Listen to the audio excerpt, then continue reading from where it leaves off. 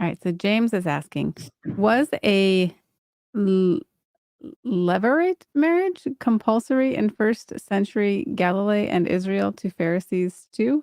Thanks. Shalom. Okay. Hi, James. That is a really great question. And it's something I had to do a little bit of research on.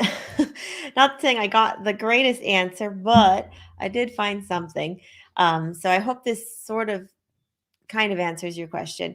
So basically, I had to look up levirate marriage. And basically, what you're referring to is the law that, Jesus, or excuse me, Jesus had talked about a little bit with some of the Pharisees back in the old and during his time, but this is you're referring to the law in the book of Deuteronomy chapter 25 verses 5 and 6. And so I'm just going to read that just for some context so people understand what you're talking about as far as levirate levirate, I'm not sure how to pronounce that, levirate marriage. Again, Deuteronomy chapter 25 verses 5 and 6, just for some context. And basically it says, if brothers dwell together and one of them dies and has no son, the widow of the dead man shall not be married to a stranger outside of the family. Her husband's brother shall go into her, take her as his wife, and perform the duty of a husband's brother to her. And it shall be that the firstborn son which she bears will succeed to the name of his dead brother, that his name not be blotted out of Israel. So basically, we see that, during um, Jesus is, or excuse me, in the Old Testament, basically what was supposed to happen is if a woman was married to an Israelite man, if he died, she wasn't supposed to marry somebody else. She was supposed to marry his brother.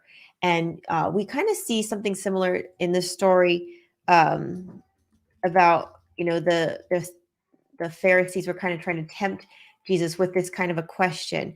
Um, and we see this in the book of Matthew chapter 22.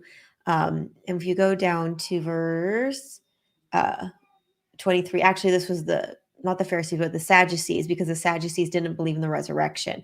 And so they, in verse 23, we see in Matthew 22 verse 23, we'll start there.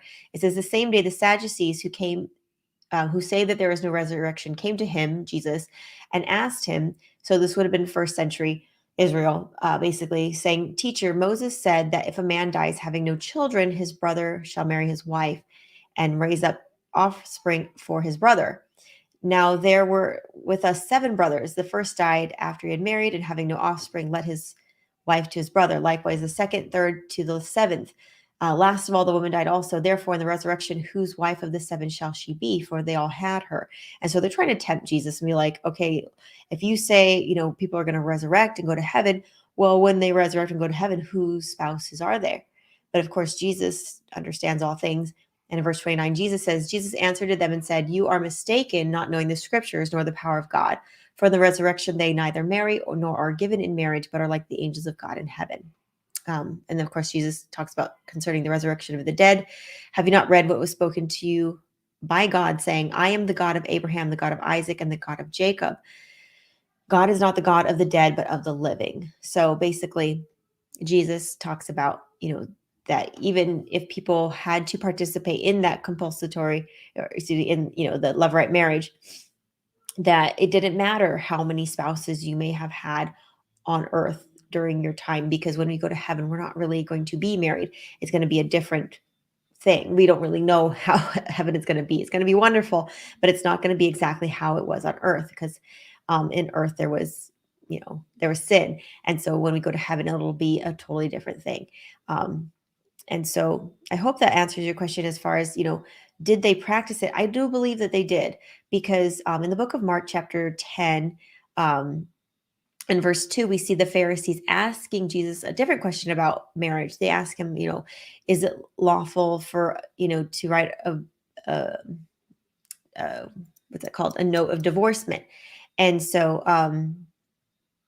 Jesus says, didn't, um, what did Moses say? And so basically Jesus says, it's not, God never wanted there to be divorce. That was never God's plan at all. However, because of the hardness of your heart, basically, because you guys are going to divorce your wife anyways, God at least put something in place to protect these poor women who are being divorced by their, you know, husbands that just didn't like them anymore. And so God did allow for divorce, but he at least put some boundaries with it, that at least the woman could be taken care of in some sort of way. And he put some limitations on how you could be divorced, in the Old Testament, in the book of the law, which is, we see in Deuteronomy. So do I believe that they were obligated to? Yeah, because they were men of the law.